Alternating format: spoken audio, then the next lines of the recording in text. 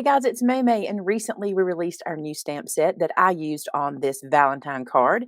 It is this guy, and I love all these little embroidered sentiments, but I mixed it with this tailgating set. And when I showed it to you guys, you said you wanted a tutorial. Well, I've decided to give you a tutorial on what I did here, but I also want to show you what I'm going to do here in a more detailed version right after this one. So let's make two cards together and start with this one. Okay, where I started was with a card base. So I just went ahead and prepped one for us. This one is 11 by 4 1/4, and then I scored it in half at 5 1/2.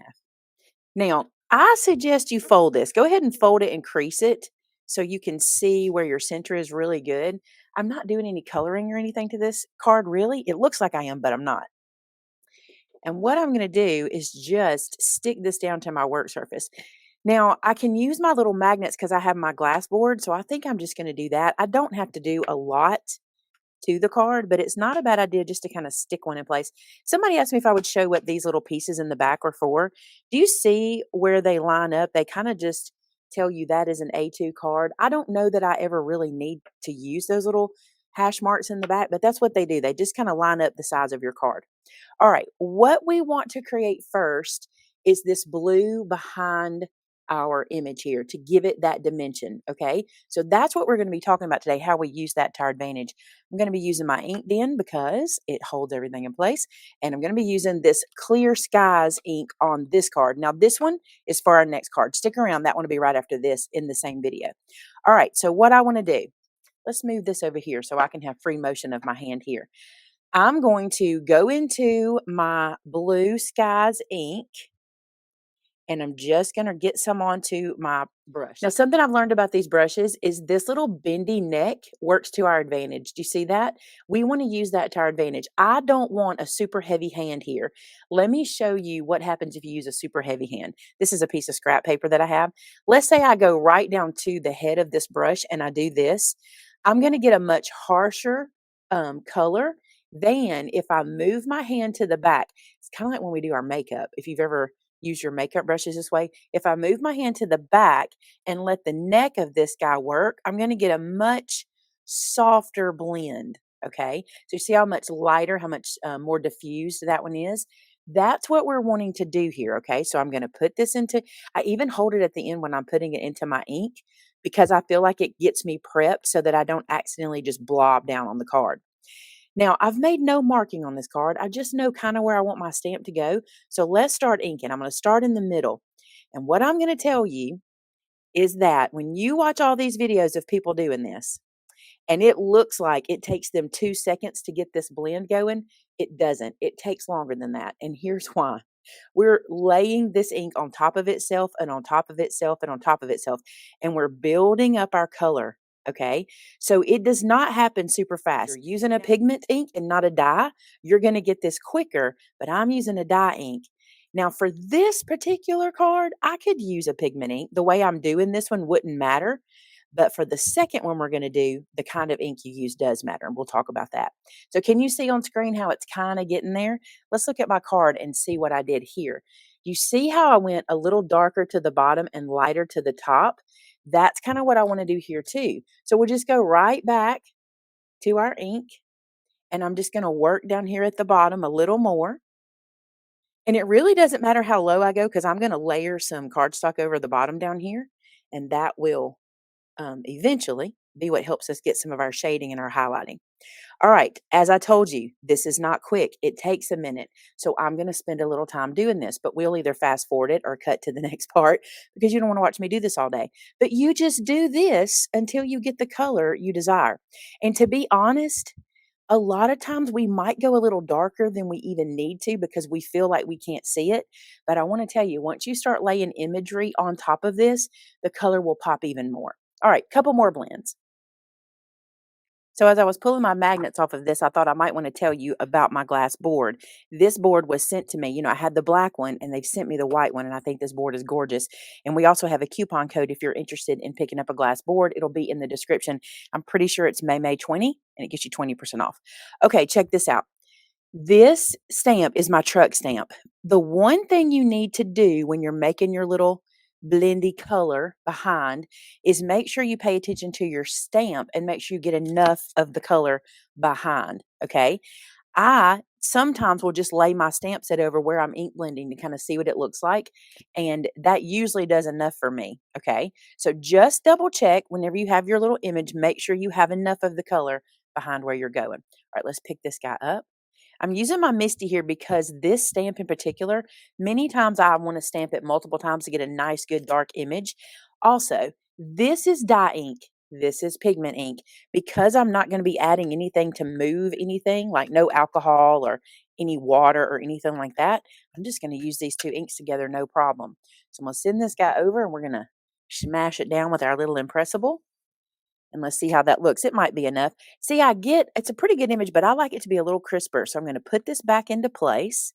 I'm going to ink it up again and do it one more time. Look how pretty the blue is around it. Do you see how that color that you probably thought, wow, you can't even see it. See how much more it pops now that we've stamped on top of it? That's exactly what this technique does. It's pretty cool. That is plenty for our truck, and I love the blue behind. So let's build the rest of the card. For the next part of the card, these are the colors I used. I'm mixing my Versaclear and I'm mixing my dyes. I'm not too stressed about that, okay? And from my stamp set called Hello Love, I'm going to use this heart, and then I'm going to use this heart. We're going to make some little balloons coming out of our truck, or the feel of balloons, okay? So for my biggest one, I'm going to stamp it in the pinky color, which is called Charming Pink from Versaclear. And I'm just going to come up here and act like it's up here in the sky somewhere. It's just flying off of the truck. See that? So there's our first little heart. Almost said star for whatever reason. I'm going to go ahead and close this up because I will stick my arm in it and we'll come back to it in a few. All right, for this next one, I'm going to stamp it in that same blue that we inked the background with. So it'll be a little subtle, but I think it'll look pretty. And I'm going to put it here, kind of going off to the side because it's going to be a balloon also. Okay. And then I'm going to cover that one up because I will put my arm in it. And then the last one is going to be that little tiny one, and we're going to put it kind of close to the top of the truck like it's coming out this way. Now we'll make those look like balloons in just a minute. So there's that step. Now let's get the tailgate ready. Now remember how I told you that I'm mixing this stamp set with my tailgate set? The Be Mine is just slightly too big to go into that box. Love would fit, which is super cute if you wanted to stamp right into the box. Hello would fit. Even that love is pretty close. But Be Mine is a little bit too big. So here's how I got around it. I just took my Charming Pink pigment and a little white piece of cardstock and I stamped this on this little piece just like this. And then I used this popped up on foam on the back. See that? So even though my stamp was just a little too big for the spot, this little piece of paper is not too big for the truck. So it still gives me the same feel, but I'm using an extra piece to make that happen. While we're here, let's do a little more stamping. On my stamp set, there's this little row of hearts that's actually made so you can stamp it all the way inside of the little embroidery hoop here, which is super, super cute, right? But we're going to use it in our little um, tailgate, into our little tag, our bumper. So I'm going to put it back into the pink, and this time I'm going to stamp it right inside of there. So it just looks like a bunch of hearts. So the tailgate of this truck is just love. Isn't that cute? All right, now let me show you how I did my balloon strings. I just took one of these jelly roll pens, okay, and I want it to look like they're going to the mirror, right? So I started at my little side mirror and I just curved my way up to this one, okay, just one smooth movement, all right. Then I'm going to go there again, and this time I'm going to curve my way up to this guy. Now, when I head over here, I'm going to change my curve. I'm going to let my curve go above to give myself a little movement here. So I'm going to start in the same spot, but this time I'm going to go above over to it. And I skipped a little bit. Sometimes when I run across that ink, it'll cause my pen to skip. But you see how I got a little movement in there and my strings look a little messy? That's what I wanted.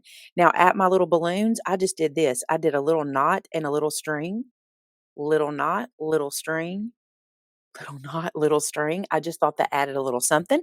Thought that was cute. All right, now let's pop our little sentiment up. Got some little foams on the back, and we're just going to put this guy down. The only thing I want to be sure of is that I stay in the tailgate. Let me show you what I mean. Let me drop that without pressing it. See how I'm not quite in the tailgate on this side? I need to go that way just a tiny little bit. Let me pick this up and go that way. I just want to make sure I'm on the truck so I can see truck on both sides, and I can. So stick that down. Now you could stop here, but I always like when I have an image floating to kind of give it some ground. So let me show you what I'm going to do there. Okay, so the first place I'm going to give myself a little ground is I'm going to take a piece of cardstock. This is a piece of solid red, and I'm going to let this be kind of the road or the ground that my truck is sitting on. So I'm going to just do this like this. I'm going to turn this so I can see what I'm doing. And I'm going to lay this, it's going to go from side to side, and it's just going to ground my tires. See how my tires are now touching it? It just needed something to give my truck something to sit on. Now, this was just a scrap. I don't really care about that bottom part. If that part bothers you, you can just cut a piece the whole length, but I'm going to let that ride. This piece is going to hang over that just enough to hide it. It doesn't have to. You could always pull it up and just have a little bit showing on either side. That kind of looks good too. Let me show you the difference here. In my first one, I went all the way to the bottom. This one, you could do it just like this. I may do it like this to give it a little bit of a different look from my first one. So this will get glued down there. And when I made my first card, I decided I wanted a little bit of a sentiment here. Oop, I just put that on upside down. How many of y'all saw that already? Can you believe I caught it? Yeah, me either. Me either. Okay, so I'm going to stick this down so I have a little sliver of that red showing. Isn't that pretty to have that tiny little bit showing? I felt like this needed one more little thing, so let me show you what we're going to do. So I want to do a little XOXO that runs across the bottom. And here's the thing about it. Let me show you this. I cut a strip the width that I needed it. And my little XO, I just eyeball it in the middle. Okay. So that means you want to start with one of them. I'm going to start with O. Okay. I've kind of laid this on my mat so I can see that this line is the middle. And I'm going to go right here and do my O. Now, I'm going to tell you something. Do not stress if these aren't perfect, honestly. They're very forgiving. The hardest part for me was to remember which ink to stick into because I did mess that up a time or two. All right, so now I've got my O. Let's do our X next to it. And I'm not even over the top, so this will probably be crooked and all over the place. But I'm not going to worry about it. Then we're going to do another O and then an X on the other side. And I just thought that was something cute, so we'll glue that down. And I just centered it from side to side and centered it in that little strip. I just thought it was just cute down there. Okay. All right, let's crease this guy back down. And that is our little card. I'll bring my first one over too. How simple, right? If you're not into coloring, if you're not into doing, detail work like that, this one is simple, but looks like we did a lot. And I think it turned out cute. Now let me show you using this ink in another way. I'm super excited to show you guys this technique because it's really cool. Now, if you don't know much about ink, if you struggle with it, I'm going to give you just a quick little lesson, okay? Nothing big, just a quick lesson. We'll bring my ink den over here. By the way, this is the ink den, in case you're wondering what that is. We have those in store. This ink is dye ink, okay? Dye ink. Dye ink dyes the page. This is how I want you to remember it, okay? If it dyes the page, that means it's not going to move on you when you use alcohol on it. Pigment ink, on the other hand, sits on the page. Think eyeshadow. When you use your eyeshadow pigment, it sits on your skin. It doesn't dye your skin. Pigment ink sits. Because it sits, we can move it, okay? Now, there's a lot more that goes into that, but if you can remember that little thing, dye ink dyes the page, pigment sits on the page. So if dye ink dyes, I can use alcohol markers on it. That's what I want you to remember, okay? Now, I want to play with this. I am a terrible colorist. I do not color well, okay? I wish that I could be one of those incredible alcohol marker colorists, but I'm not. So I'm going to show you a trick. Let's do this. I'm going to come over here to the side of the page and I'm going to lay down some yellow. Look at that yellow. So pretty.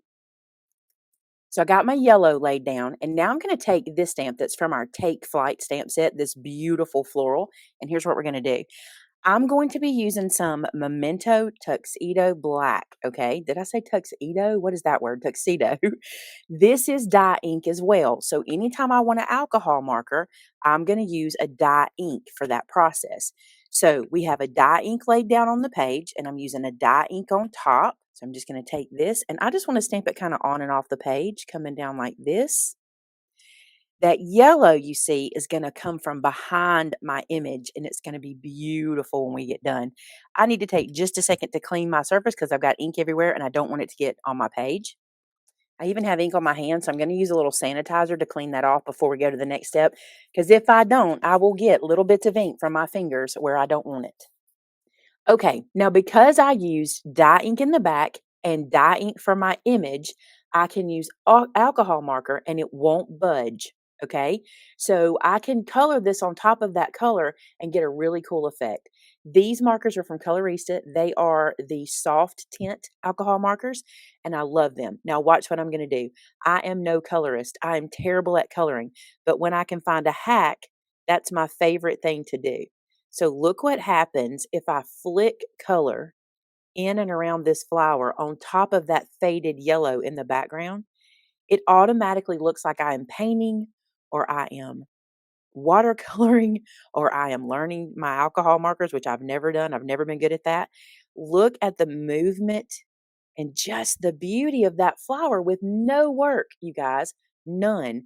Now, this petal, I'm going to come in from the top, just lay a little color here so we can have a little light at the flower. And this petal's folded over, so I'm going to give him a little bit of a solid color like we're seeing the back of him. Look at that.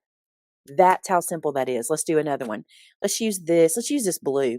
Now, what's really cool because these colors aren't moving each other is you really don't get a lot of blending of color. So this may turn a little bit green, but there is a little bit of green in some of this. Anyway, you can see it on the nib. See how there's a little green to that? But watch this. If we flick this on top, look at that. Boom. No work. And look how beautiful. Gosh, this is so easy. I'm in love with this. Y'all, if you've watched me any length of time, you know I'm always looking for some sort of hack to look like I know what I'm doing because I'm the worst at coloring. And look at that. That looks like we've done something. Let's do some green on those leaves. I am using the brush marker. I don't know if I mentioned that. I am using the brush marker nib. I feel like I get a better flick with it and I feel like it looks a little softer. And that's what I'm going for because part of the trick in this is soft. Don't try to be heavy handed here. Just be lighter handed than you even think you should be, and you'll get a better result. Um, if you're heavy handed, it'll kind of blob on you, and definitely use the little brush nib. All right, anywhere there should be green, like on the end of this flower, go ahead and put that in. And I did the centers of my flowers in green. I thought that would be pretty for a little different something. I did practice this earlier. I wanted to make sure what I thought would happen would happen. Look at that.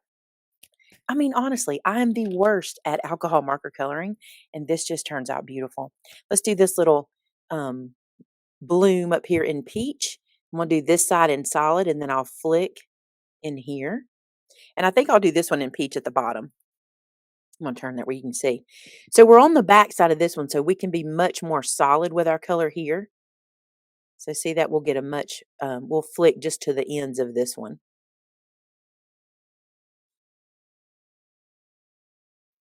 I just think it's gorgeous. It's soft and it's forgiving. That's what I love. Because, like I said, I'm real bad at this. All right, let me look and make sure I did everything. Now, if you think you would like to go back and add a little more detail, here's what you can do. Go back to the very same color you used, and this time go to your bullet nib because we were using the brush nib before, and then go to those middles and lay it in heavier if you want to. I don't know that this is necessary. I don't know that it's going to really change the look too awful much for you, but you see how we added a little more depth? I don't love how that is so harsh. So rather than rubbing it with that bullet nib again, I'm going to flick it like that. See that?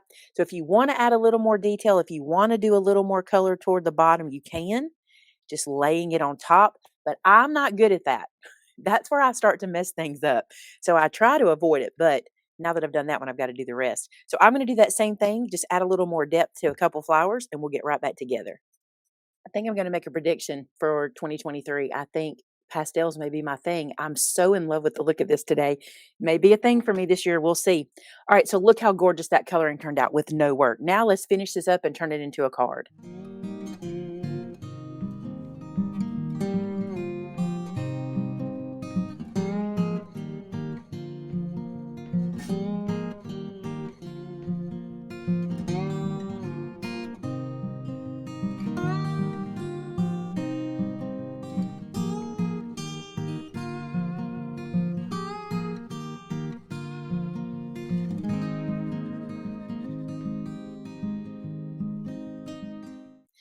This is another thing you may see me do a lot of this year, and it's this thin line matting.